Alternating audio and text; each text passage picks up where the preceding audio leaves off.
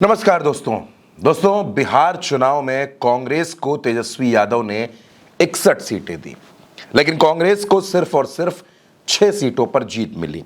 अब बिहार के नतीजों के बाद अखिलेश यादव उत्तर प्रदेश को लेकर बेहद संजीदा हो गए हैं। आपको याद होगा 2017 में कांग्रेस के साथ गठबंधन हुआ था, तब अखिलेश यादव ने कांग्रेस को 117 सीटें दी थी, लेकिन अब चुनाव का माहौल बदला हुआ है।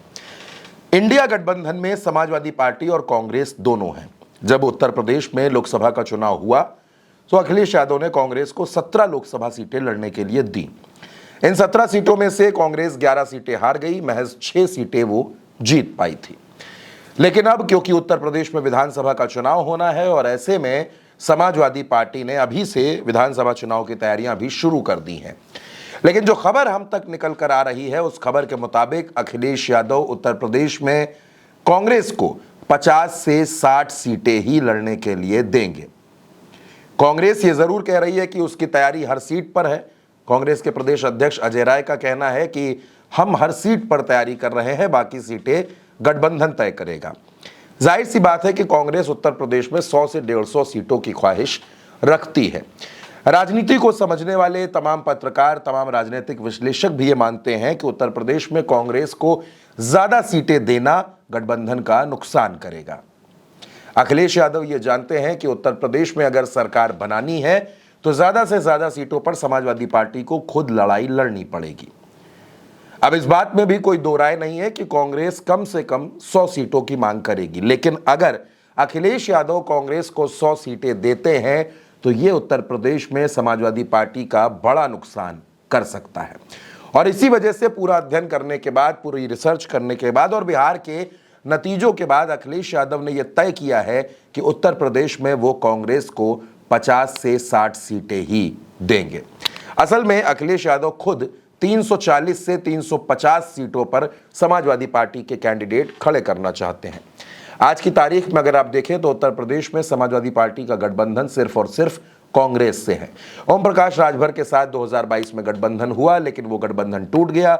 ओम प्रकाश राजभर बीजेपी के पाले में चले गए। जयंत चौधरी बीजेपी के पाले में जा चुके हैं। अनुप्रिया पटेल पहले से बीजेपी के साथ है। ऐसे में अखिलेश यादव की तैयारी अब यह है कि वो और कांग्रेस यानी समाजवादी पार्टी और कांग्रेस मिलकर उत्तर प्रदेश में विधानसभा का चुनाव लड़े, लेकिन कांग्रेस सिर्फ 50 से 55 सीटों पर लड़े और बाकी सभी सीटों पर समाजवादी पार्टी के प्रत्याशी हों।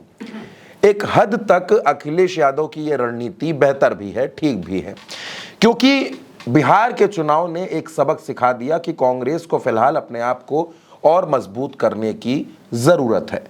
अब बिहार के परिणाम आने के बाद अगर अखिलेश यादव कांग्रेस को 55 से 60 सीटें दे रहे हैं तो राहुल गांधी आज की तारीख में, या राहुल गांधी हो या प्रियंका गांधी हो, वो समाजवादी पार्टी के साथ बहुत ज्यादा नेगोशिएट नहीं कर सकते, क्योंकि बिहार के नतीजे बहुत कुछ कहते हैं।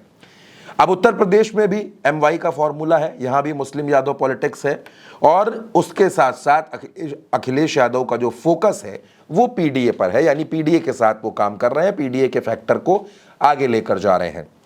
इसी वजह से अखिलेश यादव ने यह तय किया है कि 50 से 60 सीटें कांग्रेस के हिस्से में दी जाए और बाकी सीटों पर समाजवादी पार्टी चुनाव लड़े, समाजवादी पार्टी के कैंडिडेट हो, और अगर ऐसा होता है तो इसका फायदा उत्तर प्रदेश में 2027 के चुनाव में समाजवादी पार्टी को मिलेगा। अब समाजवादी पार्टी और कांग्रेस के बीच में सीटों का बंटवारा कैसे होता है, किसको कितनी सीटें मिलती हैं, ये आने वाला वक्त तय करेगा। फिलहाल बहुत वक्त है, लेकिन एक बात और जो साफ तौर पर नजर आ रही है वो ये कि समाजवादी पार्टी ने कमर कस के विधानसभा चुनाव की तैयारियां शुरू कर दी हैं।